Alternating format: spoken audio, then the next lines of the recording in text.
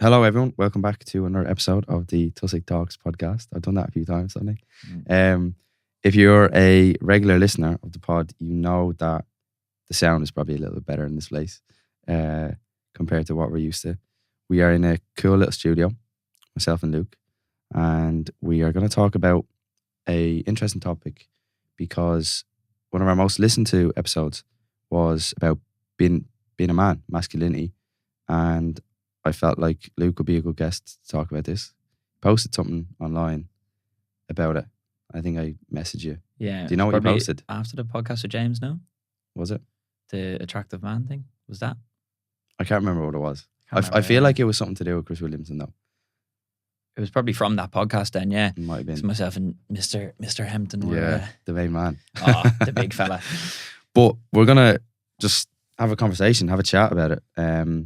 Again, I think, like I said, me and Kieran had a good chat, and I think Luke will be another voice. I just want to start by saying, obviously, as a man, if there are things that trigger you in this episode, and I'm going to leave some like websites and numbers and stuff in the description, just because, again, I think that's probably the first step in, if you are struggling, a little reach out to someone, whether it be online, whether it be a phone number, whether it be whoever, is probably one of the first steps. So I'm going to leave them in the description. But I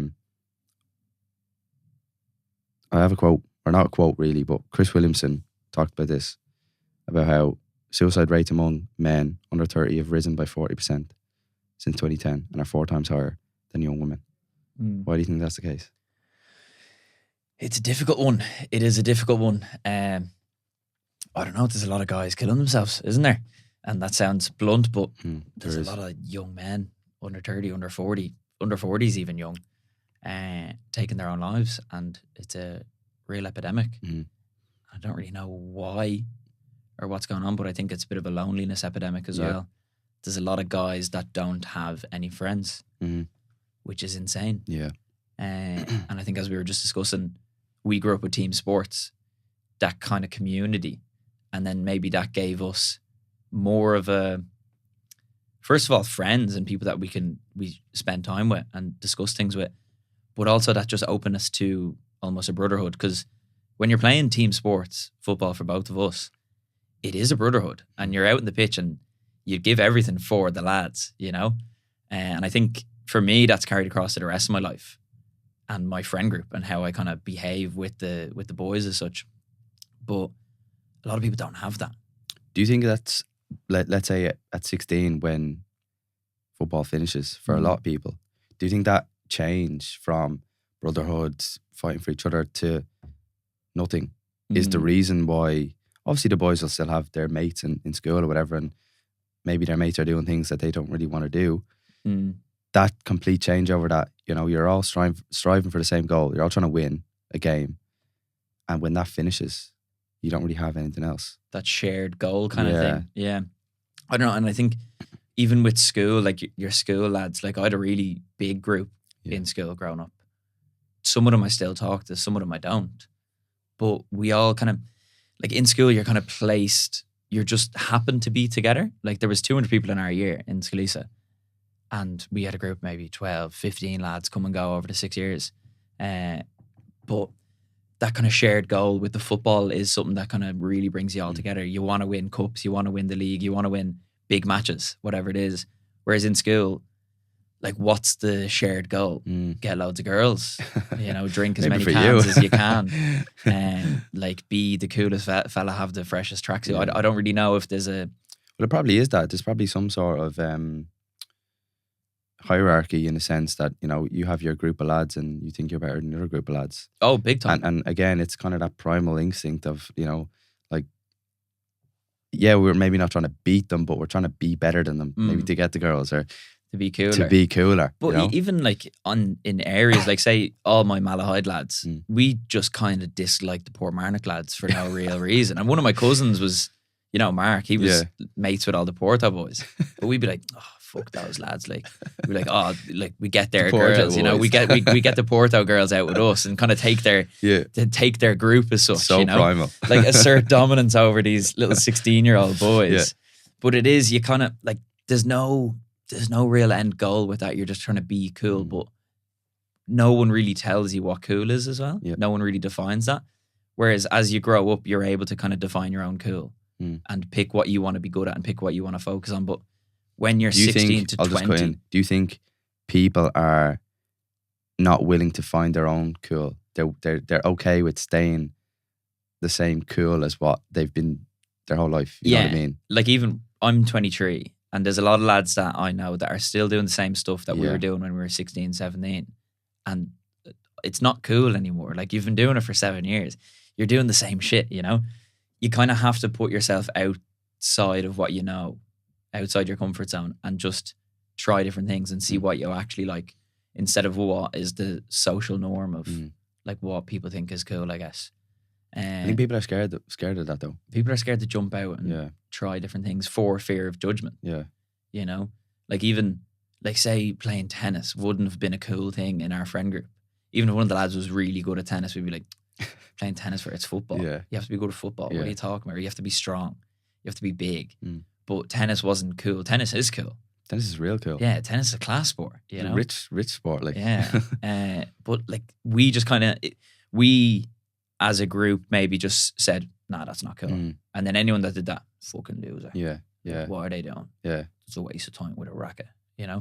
Whereas now I couldn't care less what kind of sport people do. But how did you get to that point though? I don't know. You just kind of, as you grow up, you just make that decision. For us, it was just football. Football. We all played football, different years, different levels. But that was just and I think it's kind of a common thing in Ireland. Like the best footballers are like the coolest kids. The Dons.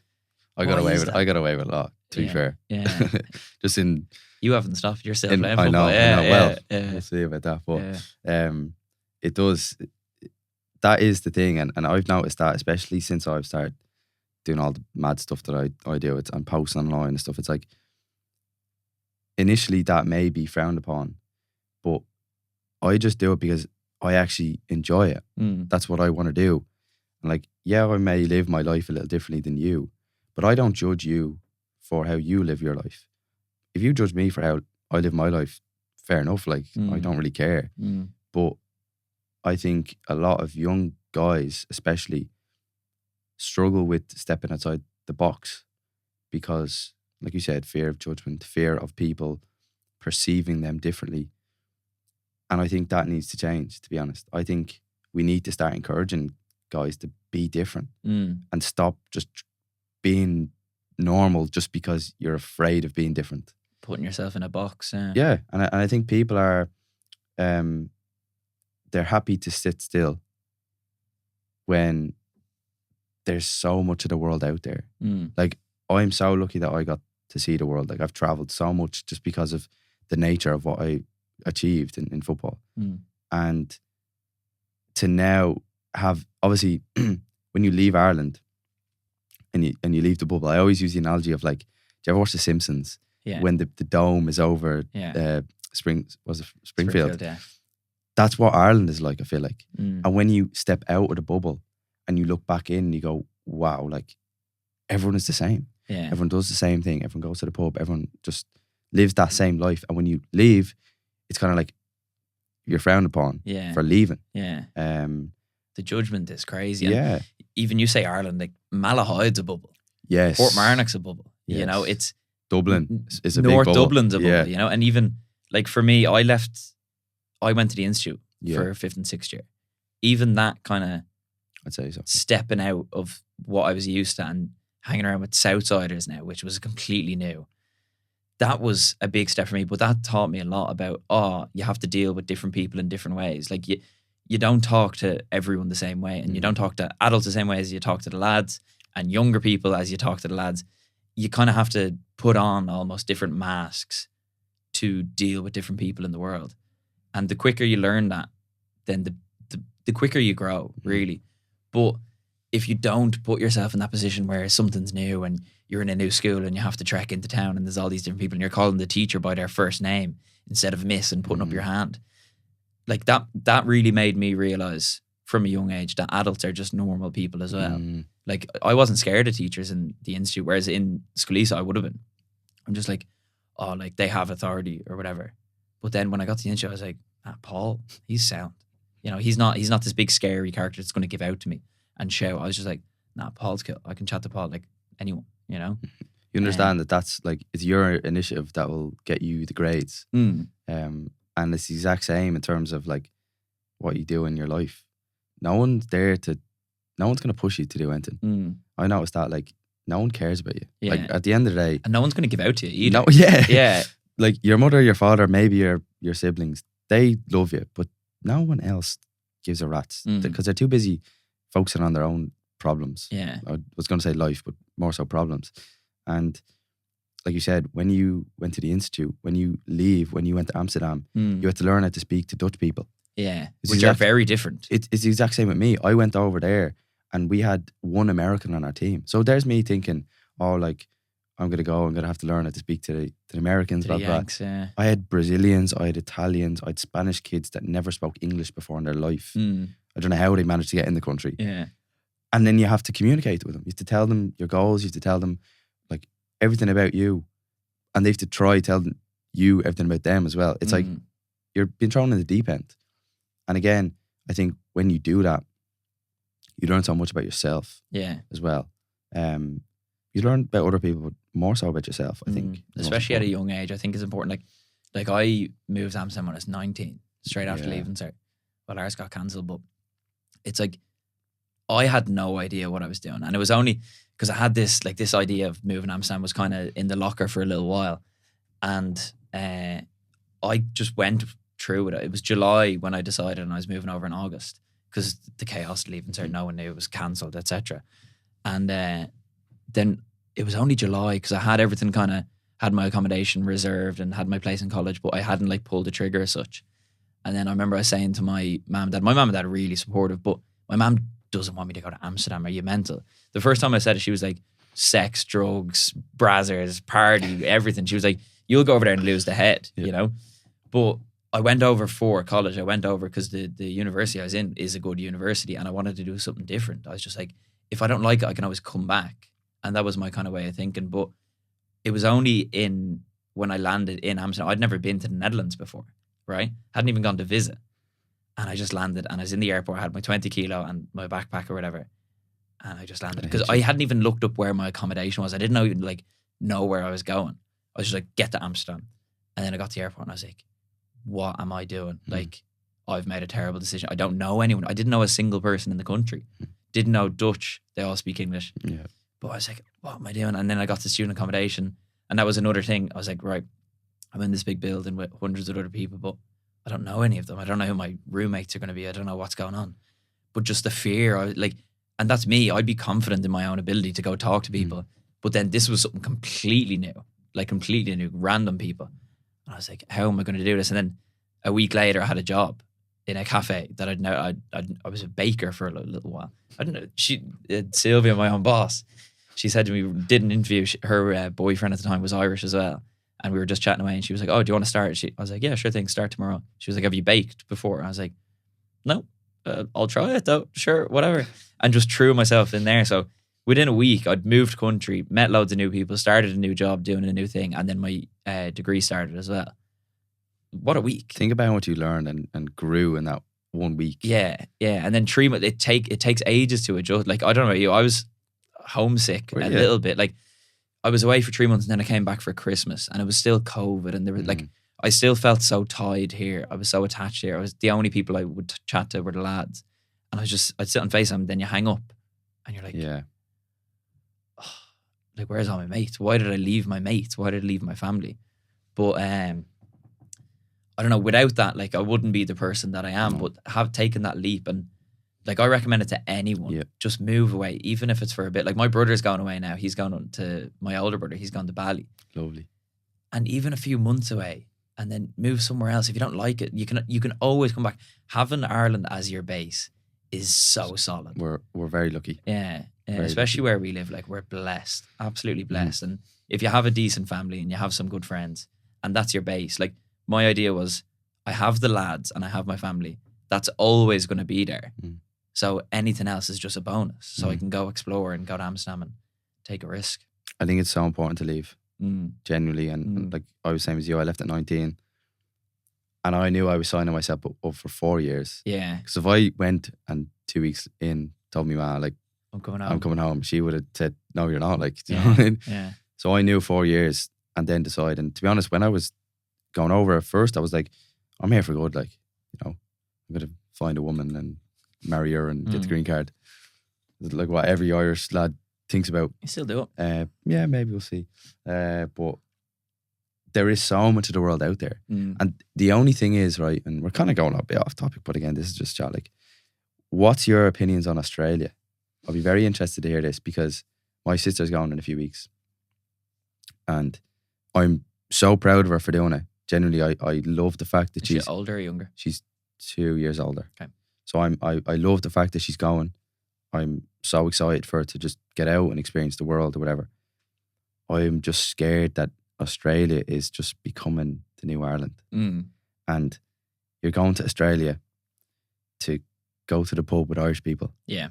So it's the exact same as going to Gibbs, but it's just a bit sunnier. Yeah. And you can do it on the beach if you want. Yeah. So that's just the only fear about Australia. I probably will end up there at some stage. But I think we all will. Yes. Yeah. Which whether it's a good thing or not, but I think you do need to leave. I think it's not going to Australia though, just because that is becoming the norm. It's too easy almost. Yes. Yeah. Like I'm heading over in April for a month. My cousin's getting married over. My cousin lives over there. And so like if I'm going to go over, I might as well go for a few weeks. Go explore, see what it's like. Because like I've lived away. I'm quite happy in Ireland. You know, I enjoy it here. It's easy living. Like it's very, very relaxed. People laugh at me when I say Malahide is the best place in the world. Like I love it here. The beach, everything we have, the facilities. We're very lucky. We're blessed. Like, but Australia, like, are you really pushing yourself outside your comfort zone if you're just going to hang around with a fella that lives in the estate next to you when you go over to Australia? It's just the same thing but different. And people have this idea, oh, if I get to Oz, my life will be changed.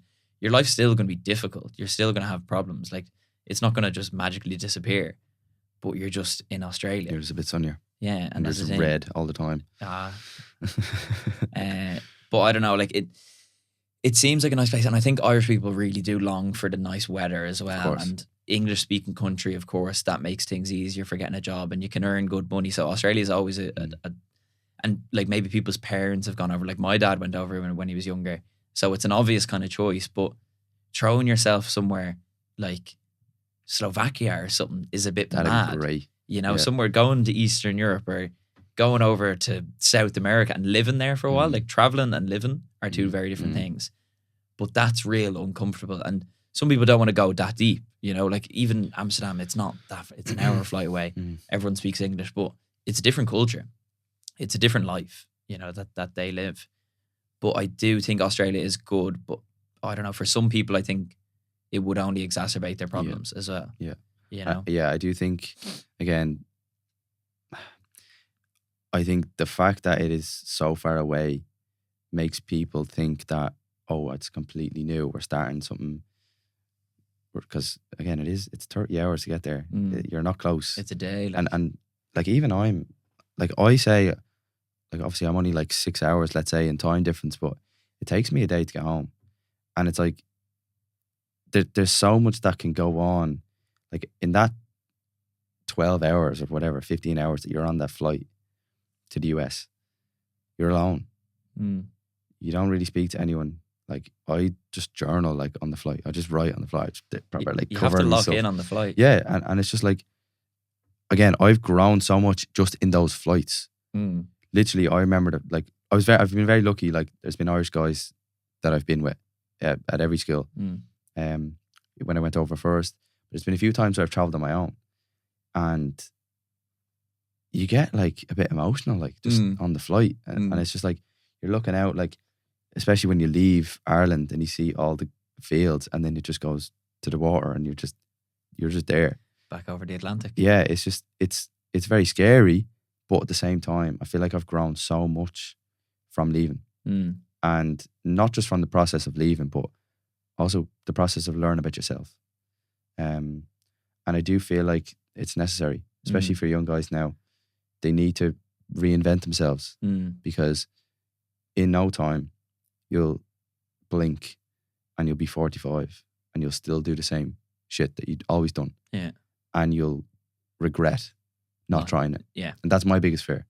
In 50 years' time, saying, oh, I wish I'd done that.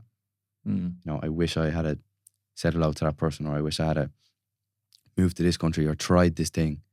Done that job, whatever it is. If it doesn't work out, like I always say, if it doesn't work out, it's not a failure, because you learned a skill, or you learned something that is going to benefit your life later down the line. Yeah, you know? Definitely. And people need to do that more, I think. People need to just say, like, I don't know this, I'm shit at this, but I'm going to just start. I'm going to do it anyway. And then figure it out along the way and be okay with being bad at something. Because I think people are very scared of that. And I think even that whole point of being alone and that loneliness, that like putting yourself purposely in a lonely position will help you grow, and you'll spread out and have new friends and talk to new people and put yourself in maybe situations that you wouldn't have dreamed of a couple of years ago. Like just chatting to people, like I'd be chatting to everyone in the airport and everything. Yeah, I've started doing that now. Flat out. I was finishing my degree in May, had some exams, went over to Amsterdam for 3 weeks, and I said to myself, I was like, I'm not going to wear headphones or earphones for the whole trip. Love it. Right? Just a random thing, because you just stay in your own little world. You're not very approachable. And especially older people love to chat. Young people don't really talk to people, like talk to strangers anymore. Fair enough. It's great crack though, isn't it? But it is so much fun. And one of the things that made me realize it was a good decision, I was on the flight. So get the flight over to Amsterdam, and I'm chatting to this lady because they wouldn't let us bring a coffee onto the shuttle bus to go to the other gate. What? Like, I'm not a child. I'm not going to spill the coffee. No, whatever. Go sit down, finish my coffee, sitting beside another lady who's in the same boat. Just start chatting away to her, right? And I was like, because I'm no headphones, I'm like, I'm going to make the most of this. Start chatting away to her, 3 minutes, finish the coffee, boom. Get on the flight, and I'm sitting in the middle seat. There's a fella, he's maybe 50 or 60, American guy, sitting on the aisle seat. They're great. So much fun. They're full of life, right? And I'm sitting there, and the window seat's free. So I'm like, oh, like I was one of the last people boarding. I was like, we could be in the money here. Could have a free seat. That's always a good feeling. Yeah. And I said to him, I was like, I was one of the last people. Yeah, I reckon this might be free. And they close the door, boarding's finished, grand. I move over to the window, and I have no headphones. Get the journal out. You have to. Me and James were talking about when we were coming back from Malaga. We were getting to the airport, and I don't know. I didn't know everyone did this, but when I get on a flight, it's journal or laptop out, and you're just there reflecting on the trip that you've had or planning for the next week, whatever it is. That because there's nothing else to do. There's no distractions other than looking at photos on your phone. Deleting the photos. Yeah, I'm always like that. Yeah. And emails. Yeah, and James said to me, we were going to the airport. He was like, "Magic." He's like, "You ready to lock in?" And I was like, "What do you mean?" He was like, "You're going to lock in on the flight?" And I was like, well, yeah, of course. I was like, "Get the journal out." And he was like, "Yeah, man, you have to do it. You have to reflect, plan, all this." I was like, "Do you do that as well?" There must just be a universal lad thing. It's like, I don't think it is. It's just us weirdos. But I was laughing, and I was like, that's so true, because it's space for yourself to think, and there's no distractions, and it's not very comfortable, but you make do anyway. And as we were getting closer, bored, and I was like, James, I was like, if somebody beside me has a journal, I'm going to eat that thing. I'm just going to start demolishing their journal. And we were just laughing, but it's funny that you say that as well. But throwing yourself into those positions, and even on that flight, was just journaling away, and the fella sitting beside me, and I'm in the window, so I'm kind of glancing over, writing like this, and he whips out a fresh deck of cards, right? And I was like, that's a bit mad. I was like, deck of cards? Old American guy, deck of cards. Like, who carries decks of cards around with them? That's an interesting one. I could kill a card game right now. Maybe pull the table out. Snap or something. Yeah, I'm up for that, and because the way I was sitting and carrying myself and chatting to him, he probably would have thought, oh, this kid will play cards with me. Magician. Yes. He whips out the cards and he goes, "Do you want to see some magic tricks?" Yes. 40 minutes, right, on the plane, and he's just banging out magic tricks. And I'm like, this is real magic though. This isn't sleight of hand. And he's like, this is real magic. And that's what he does for a living. And he was traveling a bit. He's going to Amsterdam and then Brussels. His wife was sitting in the other aisle seat, which is so funny, I think. I don't want to sit beside you, but I'll sit beside you kind of thing. And he was just doing loads of magic tricks. And I had such a buzz just chatting away to him. He goes to all these conventions and everything. But if I had my headphones on, I wouldn't have experienced that. Wow. I wouldn't have been open. Maybe maybe it would have happened, but maybe he'd be less inclined to take the deck of cards out and see, oh, this kid will want to see some magic. I was like a kid sitting there. I was like, do another one, do another one. But, and then for the whole trip, every time I was on the tram, every time I was cycling, cool stuff kept happening. And I was like, this is a life hack. No headphones, no headphone challenge. You know, no music, nothing. It's funny that you say that. And I think that's because, like, yes, you've probably grown a lot as a person, but you also have this like energy and this aura around you, right? The aura, like the big man. Yeah. When we were up Sugarloaf yesterday, it was the same thing. Because like, if you're going up the Sugarloaf at 6 a.m, it was freezing as well, by the way. You're a certain type of person. So whoever you meet on the way up or on the way down, they're also the similar type of person. So it's, how's it going? Happy New Year, da-da-da. And me and my mate, like, smiles, like, you're buzzing up. You come down, like, your legs are in bits, but you're buzzing. Yeah. Went for breakfast or whatever. And, like, we just walked past a guy. We having a good laugh. We were having a good time. And the guy was, never met him before. Hey, guys, how's it going? We're just like, what the fuck? Yeah. And then when we got in the car, we're like, that's because we were smiling. We were having a good time. We were communicating with people. We were nice to the waiters. It's just like, there was just almost like this energy that we had that you would never have got if you hadn't have said, yeah, let me just be different and not put the headphones in. Yeah. You put the headphones in, you're closed. You're in your own space. And guys are scared to do that. Guys are scared to just say hello to a random person. And I think you learn so much and you meet so many, you could tell a lie. If you really didn't want to tell someone that, you could say, I'm a magician too. I just don't have any cards with me, so I can't show you. Yeah. And then it just starts a little story, whatever. And it's almost like just, you have to step outside your comfort zone to learn that not everyone is out to get you. Not everyone is an op like Pomartic and Malahide. Yeah. I like his now. I like his. They're all right now. Well, again, I'm kind of like an expat, so I just come in and out like, but I love that. I think the flight to the US may be a bit of a stretch because I think there is a period of time where I need a few tunes. That's a lot of card tricks. A lot of card tricks. I think the internal flight, it's only about an hour and a half. That might be a cool little thing to try. Yeah. No earphones.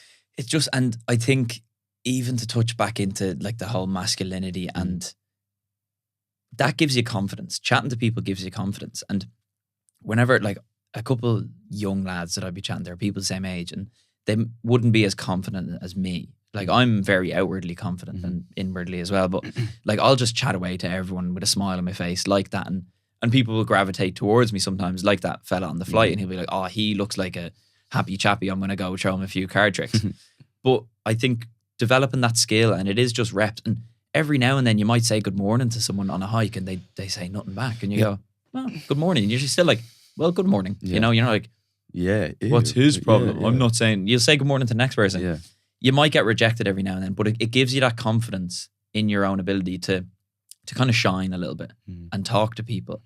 And you need that. And as a young guy, if you don't practice that or have it from a young age, like I've always been like that because my brothers, I know everyone, my dad's very, like my dad's a taxi man, my mom's a hairdresser. They both talk for a living, you know? So when I don't stop rambling to people, they're like, oh, that makes sense. You talk to a wall. Yeah. That's just the way I'm brought up. But if I wasn't and I wanted to have those kind of qualities, you can practice it. You can learn to be confident. You know, it is a skill. Confidence is a skill. It's just repetition and anything. But like that, if you don't put yourself in the positions where you're able to practice, if you walk around with your headphones on, with your shoulders down and head down and scared to interact with the world, you're never going to have those opportunities to practice. And even something, I love the Happy New Year and Happy Christmas greetings because they're just such an easy in. You know? Happy New Year to everyone, you know? And even when we're out, like... When do you stop though? Is it like the 4th? Oh, I'm done now. You're done? Now. Yeah. No, done. Now it's just good morning. Yeah, story. But like even if you're out for a run or say a hike or whatever, saying something like that, good morning. And Irish people are great at it, generally. Some people, they're like, what's, like, I think rural areas there, everyone's, you know, everyone. Definitely. But in cities, like in the Netherlands, I remember I said to some old Dutch guy, I was just walking by and like that, I was going down for a swim or something in my bare feet, like, And he was sort of looking at me, who's this weirdo? Who's this like just creep? And I said, good morning. He was looking at me, he said, oh, hi, good morning. And he stopped and he goes, do I know you? And I was like, no, but good morning. And he was like, okay. I was like, see ya. Yeah, have a good one. I'm having a good one. You have a good one, you know? But some people are, you're always going to, and Dutch people would maybe be less open like that. But it is just something you can practice. And I say to people, if you're not very confident and you're scared of chatting to people, whether it's scared of chatting to girls or just scared of chatting to people in general and open new conversations, if you talk to old people, they will always talk to you. So if you're on the bus, flirt with the grannies. Of course, man. Of course, it's practice, right? But if you're sitting on a bus, like a granny's never have Instagram love. A granny's not going to sit there listening to a podcast with her headphones on. That's never going to happen. She might have a paper. Older people are just happy to just let time pass as well. But they want to chat to you like the good old days. So if you just say, oh, and there's so many easy conversation starters. The weather. Happy New Year. Yeah. There's so many little simple things. And you can gauge whether they want to talk to you or not. And that's a skill as well. Picking up on those kind of subtle clues. If they shy away a little bit or they're like, oh yeah, good morning. And they can put their head in. They don't want to talk to you. Then that's fine. Chat to the next person. But if you want to practice and have a higher success rate of chatting to people, go chat to a granny or an old man. Just ask them a question. And people love talking about themselves. So if you see something interesting about a granny, you say, oh, she might have a scarf or something on. Oh, that's a lovely scarf. She go, oh yeah, my grandson got it for me for Christmas. And you're just in. She's just your mate now. She'll just start chatting to you, and it's so easy. But it is just practice, and people are so scared of it. Yeah, and that's why it feeds into why people are so lonely, because we're not talking to anyone. Yeah, we're not sitting on the bus and chatting to a young fella beside you because he might be from Swords, not from Malahide. We have. It's stupid. We're all grown now. You know, we're 23. Just chat to everybody. I love it. And sometimes I'll be late for stuff. Oh, sorry, I got chatting to some fella. You know, who was he? No idea. Yeah, my bad. Yeah, but like, what else would I be doing? I love that. Like, and I do find that where I am, especially in the States, it is hard. I see the same people every single day, and I noticed that for some reason in college, it's head down kind of thing. Everyone's busy, man. That's the thing as well. Everyone's just moving, busy. And I'm the same. Like, I have so much to do, so I just kind of just run around, go to the library, run home kind of thing, just like flying around. But I do think, and personally, I love talking. Like, I love waffling. I'd love nothing more than to sit down and have a conversation about conspiracy theory. The lads hate it because I'll just be like, come on lads, let's watch this video on the pyramids or something. Yeah. They're like, what are you doing? Like, do you know what I mean? But just to have the conversation and to learn your opinion on this thing, or learn how your opinion is different than mine, and being able to hash it out in a way, it's just so liberating. It's so like, you just learn. And to me, I think that's the key to it all. It's like, you want to just learn as much as you can. And the only way you learn is by speaking to other people who know more than you. Yeah. And I noticed that, like going up the Sugarloaf yesterday, just chatting to these girls up there, they had this thing about this. They had a sausage dog. Yeah. And the dog climbed the mountain. Really? I don't understand how the legs are about that size. The poor child must have been destroyed after it. Anyway, just being able to like say good morning, hello, what's up, it gets you in. Yeah. And then you can ask them about their day, you can ask them about this and that. But it's taking that first step to be able to say, I can't speak to someone. Yeah. I genuinely do not know how to start a conversation with someone, or I don't even, like, let's say I don't know how to speak about my feelings. You need, and it's funny, you brought up like loneliness and being alone.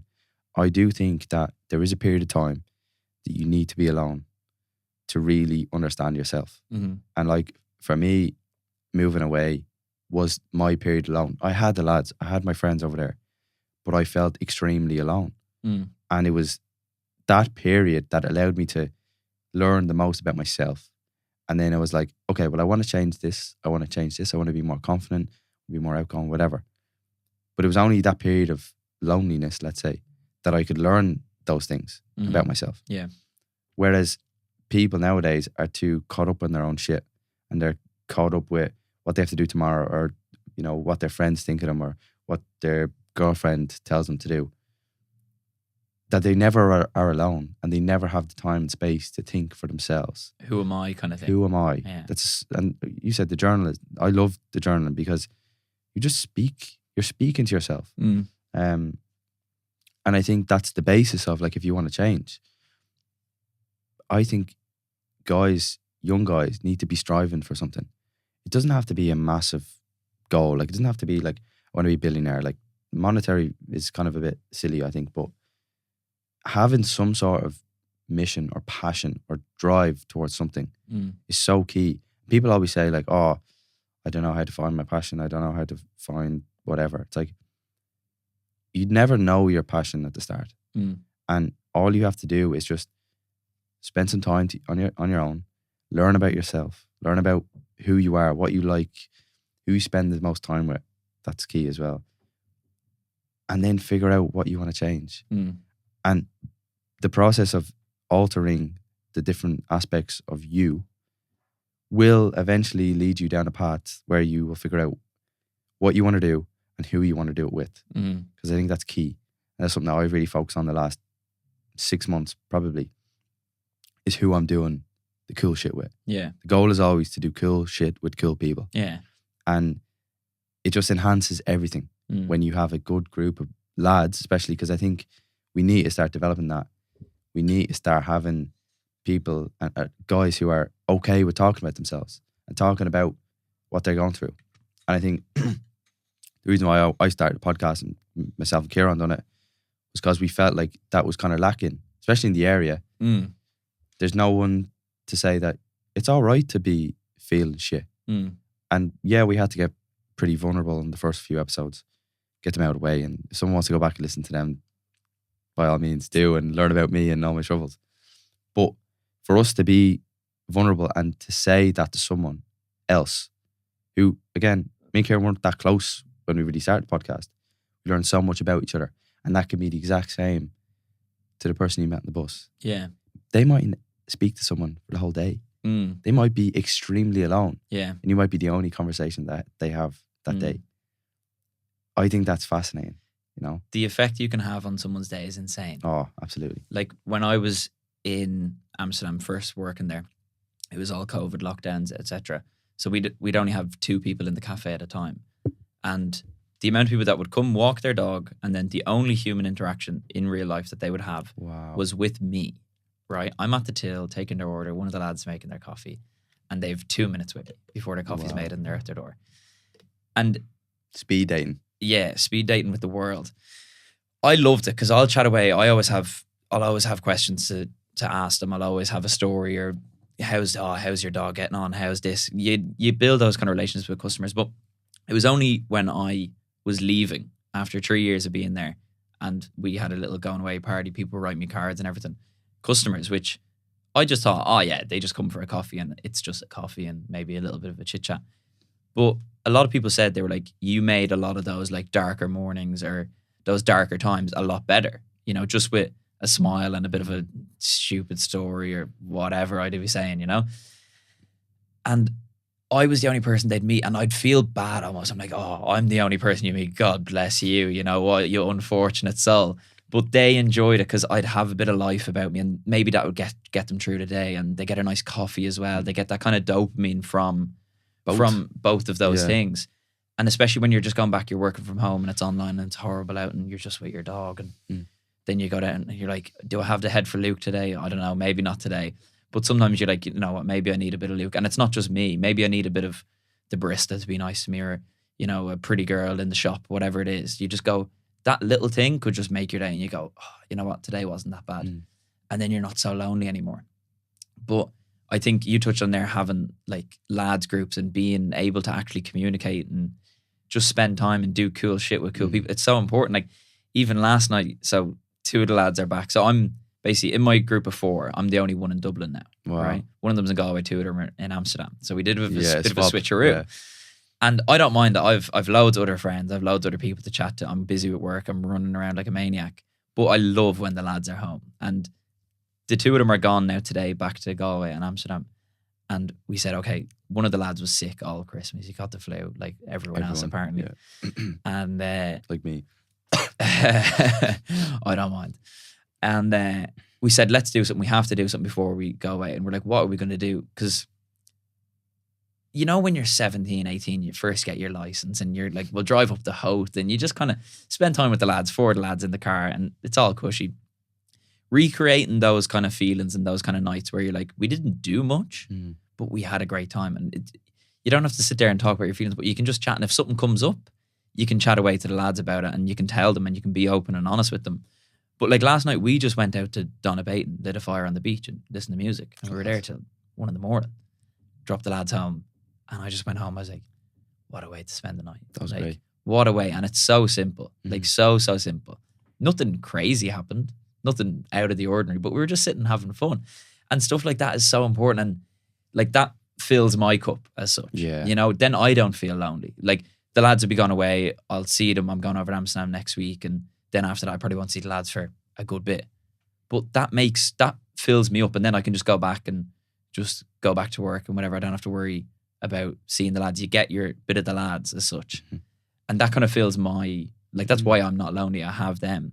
I may not see them all the time, but I know that I can ring them if I need, you know? Yeah. And a lot of people don't have that. And I think that's one of the reasons. And like, I spoke to James about it on that episode that we did. And like, I have a really good circle of people around me and friends and colleagues and mentors, etc. So many different men that I can look at and go, he's really cool and I want to spend time with him and I'm proud that I'm his friend as such. But it's because I put myself in situations where these people are, and I'm also a good friend back. And you have to emulate what you want back from people. Like if you want love and respect and honest conversation, you have to give it to people. You know, you can't just expect, oh, I don't have any good friends, or like I should have good friends. Maybe you're not a good friend. And you need to take a look at yourself. Why were you ostracized from a group of 6 lads when you were 18 or whatever? Maybe you were the problem and you can change that, you know? Don't beat yourself up over it, but just work on yourself and be better. It's not rock science. And of course, different things happen and there's different reasons why people fall out and there's always bad people, but you have to kind of lead with the idea that most people are good, and whatever your interests are, there's people like you. Like there is people that are interested in what you're interested in. And you just need to kind of find them, and it's to find your tribe kind of thing.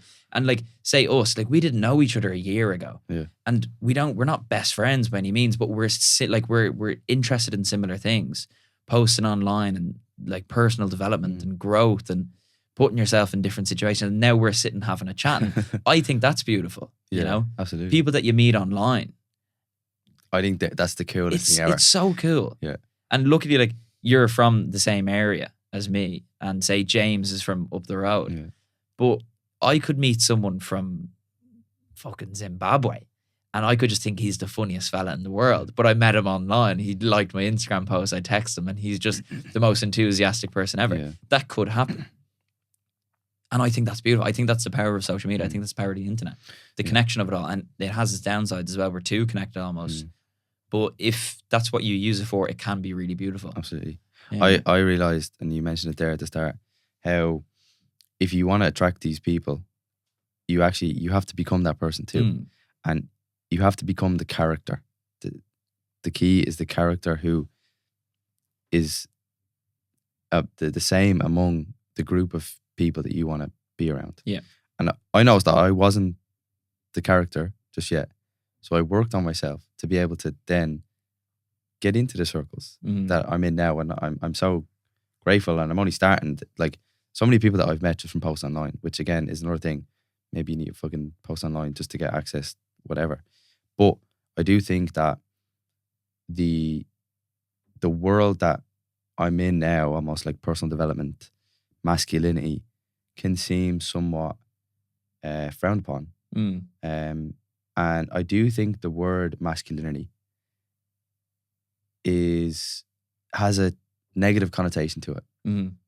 Obviously, toxic masculinity is the thing, but I feel like the word toxic is kind of forgotten about, and it's kind of just implied that masculinity is toxic. What's your thoughts on that? I definitely agree, and I think there's a lot of bad men out there that have big platforms and spread absolute nonsense. Like nonsense. And especially, I think one of the main realms that it gets caught in is people like men's relationship with women. Yep. And I think a lot of the women in the world would be the ones saying that's toxic masculinity, and then by definition masculinity is bad because there's these bad people that have terrible views about women and relationships and just gender shit. Like there's so much just nonsense out there, and it gets clicks, and then it gets shared, and then the incels, the red pill guys, they go, oh yeah, he's great, but they're not living in the real world. They're living online only. Like they don't go out and interact with people in the real world, in like the 3D physical world. Men and women get along so well. It's only online that you see this kind of bickering, and Twitter and Instagram comments. Like any interaction I have with a woman, it's generally positive. You know, it's just we're the same. We have different outlooks on different things. We have different experiences. Like we were saying earlier, like I don't know what it is to be a woman, so I don't talk about it. You know, but in general, like the online space just gets so bad, and I do understand that like you can take it too far on the masculinity front, but for the most part, for a young man, if you lean into your masculinity and do things that make you feel more manly and just have that kind of rage that like you feel like the testosterone almost raging through you, you will feel better. And then you'll able to be better. You'll able to have better interactions with the women as well. And I think a lot of women lean into their masculine side too much. Yep. And then they try compete with men on who can be the most masculine. Yeah. Whereas you're not really going to win that. Well, I do think that maybe some men never experience that testosterone, that masculine side, because they're like told not to. They're told to, you need to talk about your feelings. You need to, you know, be nice. Like, I think there are, and me and Kieran spoke with this, I believe that you need to be in touch with both sides. So you need to be in touch with your masculine side to be able to be a man and be a leader and you know, be physically fit and just command respect from other men. But you also need to be in touch with your feminine side then to be able to have a relationship with a woman or be empathetic towards someone, like a man or a woman. Yeah. And if one or the other are lopsided, like if you're a man, and this is obviously for straight men, I don't know about the others. Yeah. But if you're too in touch with your feminine side, I feel like you may struggle to develop relationships with other men just because kind of like a pussy, like, do you know what I mean?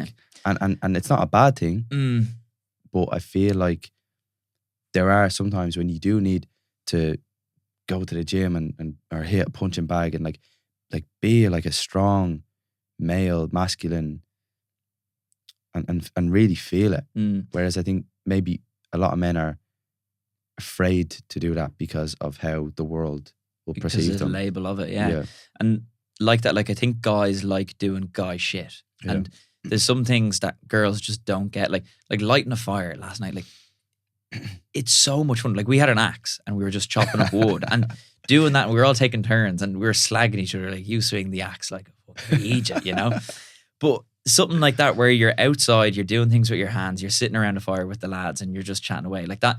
We're such simple creatures. We don't need much. One of my favorite things is if you see a group of lads on a big green and they have anything you can throw or kick, they're so happy. Yeah. A frisbee. I am the happiest person in the world if somebody brings a frisbee.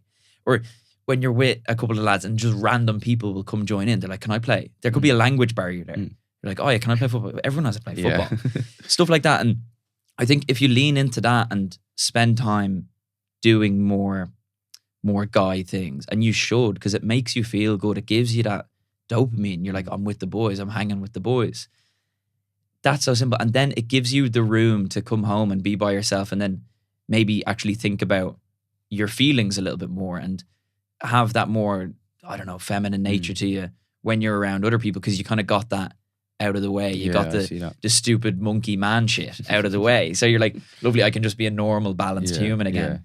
I don't have to go chopping wood, or don't have to go hitting a punching bag, or like even like a gym session with the lads. Like it's so simple. You're just there chatting away. But your shared activity, I think, is huge for men. Like we always want to be doing something, like the hike. You know, you're hiking up a mountain. I love hiking because I just think it's so funny. What's the goal? You get to the top and you go, sick. And then you go back down. That's it. It's so simple.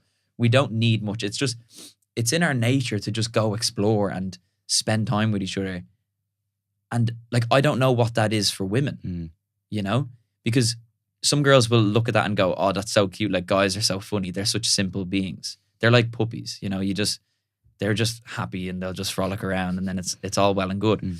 But I don't know what that is for girls. Like, is it sitting around having a cup of tea and a yap, or getting ready for a night out together? Like, I'm sure they have all their little different things that they go, oh, this is girls being girls. And I love that. I'm so happy for them. I'm so happy when a woman feels like she can just be a woman and not have to worry about things. She can just go, lovely, I'm having a good time here. This is what I feel like I want to do.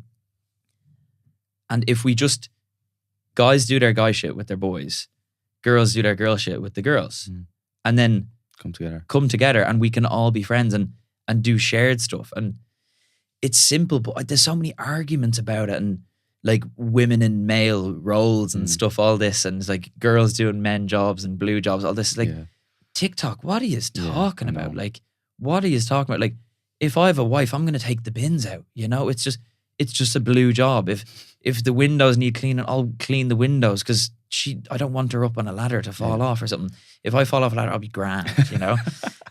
But you do kind of good role. It is just your role, and I think people are happiest when they lean into their natural roles, and you feel better. As a man, you feel better providing for a woman. You feel better picking up the bill. Like the amount of girls that I've heard that fellas actually take them out on a date and ask them to pay. That's insane. No, honestly, they're like, yeah, we're going Dutch or whatever. Like, yeah, what are you talking about? And but is that just old school? Because I'd be the same. It's obviously the first date, like you pay the bill, and then you can decide on what's the plan. The best is it's like you get the food, and then maybe later on you get the snacks. The other one gets the snacks. So then it's like, okay, fair, you actually want to be here. Because then you can feel like you can provide. And like if a girl, say you do go on a dinner date or whatever, and a girl offers to pay, I always think it's nice. It's a nice gesture. She might be offering to pay, it's like nothing in her purse. Like nothing in her purse. But don't worry, babes, I got it. Like it's all good. But you should take me on a date. If you were prettier, maybe I would. But I'd say to her, like, oh yeah, we'll go to a cocktail bar. You can grab a cocktail. Yeah. And then they feel happy with that as well. And you're like, I'll probably pay for the cocktail anyway as well. But like I like that kind of providing, and it makes me feel good. It's not like a selfless act. I feel like lovely. I feel more in my masculine kind of essence then. I'm like, I'm taking care of the woman. But I also think I think a good rule is whoever asks for the date should pay. So if a girl texts me tomorrow and says, Luke, I think you're gorgeous and I love your podcast with Dara, and I was just wondering if maybe you wanted to grab a coffee, I'd go, sure, whatever.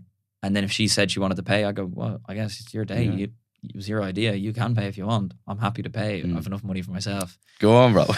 But stuff like that, like, and I think that's a good way. And even in relationships, like as those kind of first dates fizzle out and the spark goes maybe a bit, it's nice if your girlfriend says, you know what, I'm going to take you to a hotel, or I'm going to take you out for dinner. And you go, what?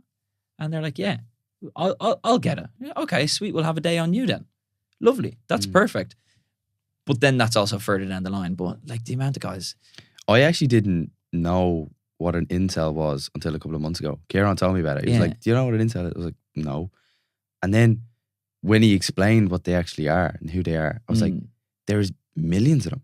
And that's a bad thing in itself, that men feel scared. And obviously the black pill and the red pill, all them pills. What are people talking about pills for? It's just like, you know, you're so focused on self-development that you cut out speaking to women and all this type of stuff. It's like, wow, like you're neglecting so much of life. Yeah. To focus on going like to the crypto, gym and like what are you talking about? You're talking about meme coins. Yeah. But I do feel like, again, like men are scared of women because of, it's like a double-edged sword. I notice this when it comes to like the gym and approaching a girl, just approaching a girl in general, let's say, Mm. the men are scared to approach the girl because of the girl thinking that he's a creep. Mm. So they And don't approach. That's those incels. But then the girls won't approach either, Mm. but are expecting the man to come approach them. So it's like this double-edged sword of the man won't approach, the girl expects the man to approach. Yeah. And then that's why there's no going on. You know what I mean? Yeah. And do you know incel is involuntarily celibate? That's the word, right? So incel comes from involuntarily celibate. So it's even if you tried to get girls, you couldn't. And I think people that are critical of incels made this word, right? Which is fair enough because it's like that makes sense. You're such a creep that even if you wanted to get girls, you couldn't. So you just say that you don't want to, right? But you made a good point there. Like some of the most fun that you can have is with a woman, and I'm not talking sex. I'm going out for a date or going out walking around town and having a woman. It's different energy compared to the lads and different perspective, and it's so much fun. And if you don't allow yourself that because you're focusing on meme coins, like, and you want to make a few quid, and then you think when you're rich you'll start worrying about girls. If you're 18 to 24 and you don't talk to a woman for 6 years, you're not going to be able to talk to women. Like ever. You're always going to be the creepy rich old guy that made money off a frog face, you know? And people will know that, oh, how'd you make your money? Yeah. I sold Solano Pepe. XXX. Like, what are you talking about, you know? But even like approaching girls and all. And I think dating is one of the most fascinating things ever. Okay. And I'll always ask girls, if I chat to a guy, I said it to you earlier, I was like, how are the girls, you know? I'll say that to a guy, but I will also say that to a girl. I'll be like, how are the boys treating you? I'm like, are you getting asked out on dates or like what's happening? And we were chatting about this with the lads yesterday. Do you think more people are in relationships or more people are single? Single. 100%. Absolutely. I'd say it's at least 80-20. Well, do you know what? Like, a lot of my friends are in relationships. And the thing is, when one person in a relationship, it's two. Because they're both in a relationship. But like I said to the lads, I was like, one of the lads out of the four is in a relationship. And that means 3. So 75, obviously we're just 4. It's not a great sample group. But most people I speak to, I would say maybe 20 or 30% are in relationships. And I'd say maybe 20 or 30% aren't looking to date. Yeah. And that's guys and girls. And fair enough, if you're fresh out of a relationship or you're just don't have the head for it, I've been there as well. But there's, say, 30% or 40% of people that are wanting to date. And they're just not. They're scared. They don't know what to do, and they'll download Tinder and just kind of passively go on it. And they're like, "Oh, but they won't." What do they do then? What do you think? You have to go out in real life. Like there's no other option. And what I find is, because I'd be quite confident if I see a pretty girl on a night out or whatever, I'll just go chat to her. Like at the end of the day, she's just a normal human, and she probably isn't getting spoken to as much as you think, because guys are scared. And quite often, if you go up to a girl and you're just chill and nice and respectful and a little bit of confident, a little bit playful, they'll be like, geez, this guy's great. You don't, it's not about looks. Yeah. It's not about how tall you are. They don't know how much money you have. It's nothing. You just go chat to them and they love it. They absolutely love it because it's so rare. And now your chances of getting with a pretty girl and just in person are so much higher than before because nobody's talking to them. So there's no one else trying this. And so if you do it, and so you're saying you're getting very lucky. Is that the case? I'm not saying that. Not saying that. Yeah. But the more you talk to people, then the more success you're going to have as well. Absolutely. And there's a balancing act as well between, people say, oh, dating is like sales and it's just a numbers game. If you gamify it too much, it takes the fun out of it. Like, chat to a girl that you actually think is pretty. Don't just chat to her because you're lovely. Okay, if I knock on 100 doors, I'll get 3 solar sales. Like, it's not that simple. But you have to, I don't know, it's easy and it isn't that scary. And girls are scared of you as well. Not in a bad way, as in they're going to automatically think you're a creep, but they're nervous too. So you just have to kind of get them to get their guard down a bit, and then you can just interact as two normal people. And that's what the thing, like flirting with grannies, because you're not actually trying to get with the granny. Unless your name's Luke Mooney.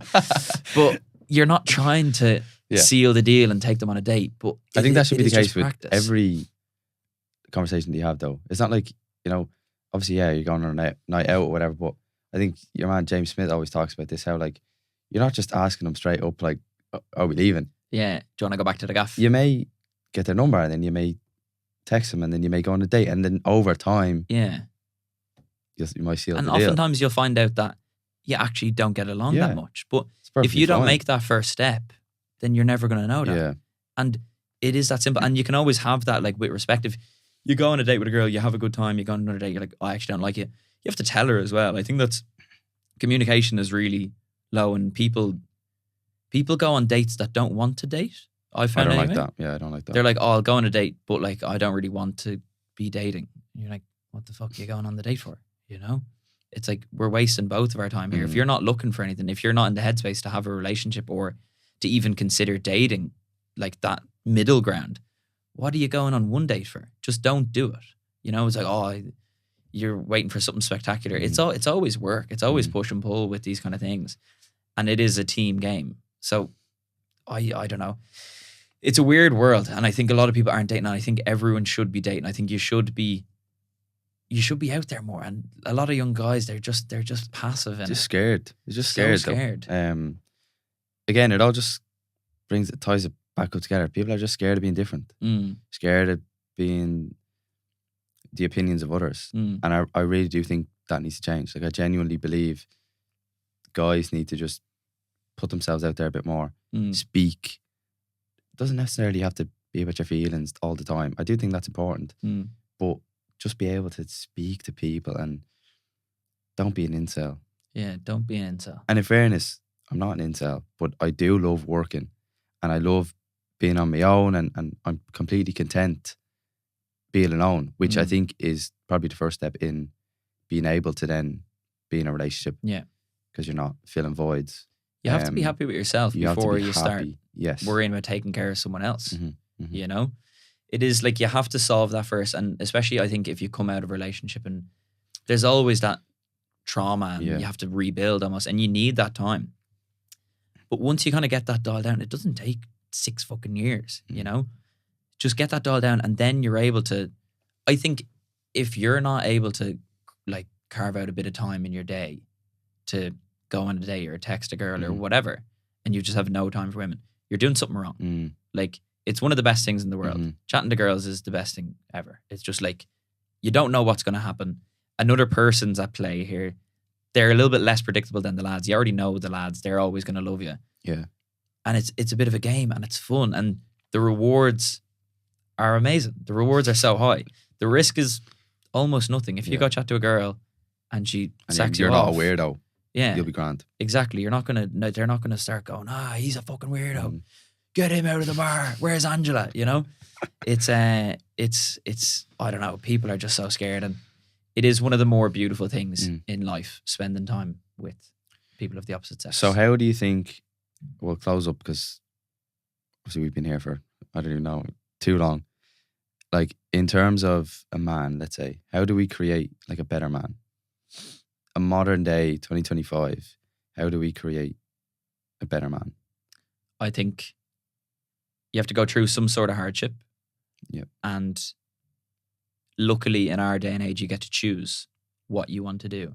So generally, most people's lives are very comfortable. Yes. You have a roof over your head, you live in a nice area, you've got your ma's car, whatever, your dad's pickup truck. That's all well and good. Your baseline is covered, you know? So you need to kind of pick a struggle that you can work towards. And I was reading, what book was it? I was reading the Unabomber's Manifesto, right? Just out of interest. I'm not going to blow anyone up. That's an interesting one.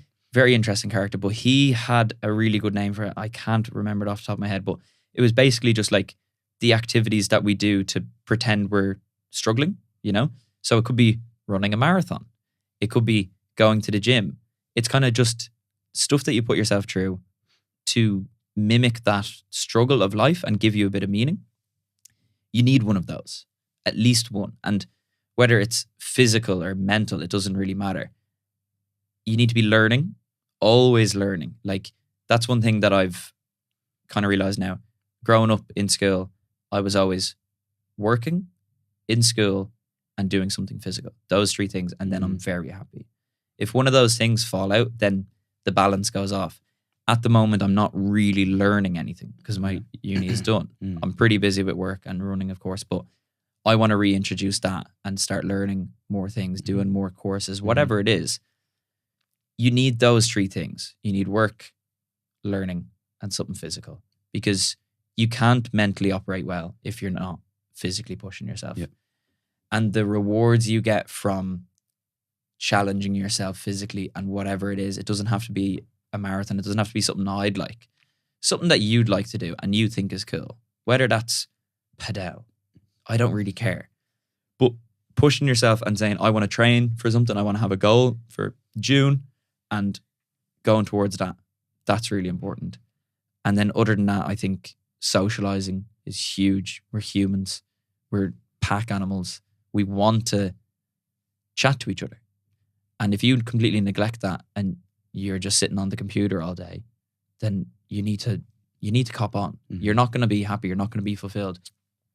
You have to put down the phone every now and then. You have to put down the laptop and turn it off, because it's a void sometimes. It's such a void, and it's so addictive, and it's a trap. Yeah. But yeah, you need a bit of a mission, and if you don't know what that is, just throw shit at the wall and see what sticks. Yeah, dead right. I think I wrote this down last night, how the recipe for a good life is hard work, having fun, achieving big things, and failing a lot. And then obviously doing it with cool people. Yeah. If you have all those ticked off, you'll have a good life. Yeah. You'll achieve cool things. You'll win. You'll be successful. You'll fail a lot, because you don't become successful if you don't lose. You know, and you're going to do it all with cool people. You're going to have fun. And I think for me, building this brand, building the business, finishing college, I do a lot, but I'm still focusing on those 4 or 5 aspects. And in 70 years, if I can say, okay, every year I've done these 5 things, I'm going to look back and say, yeah, I had a pretty good life. And I think that's the goal. The end goal is always just to look back and say, yeah, I had a really good time. I tried everything. Yeah. And Jesse, you know Jesse Itzler? Yeah.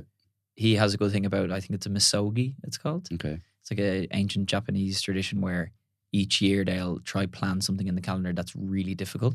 Sick. So for him, he does one a year. He'll do 100-mile ultra marathon or whatever it is.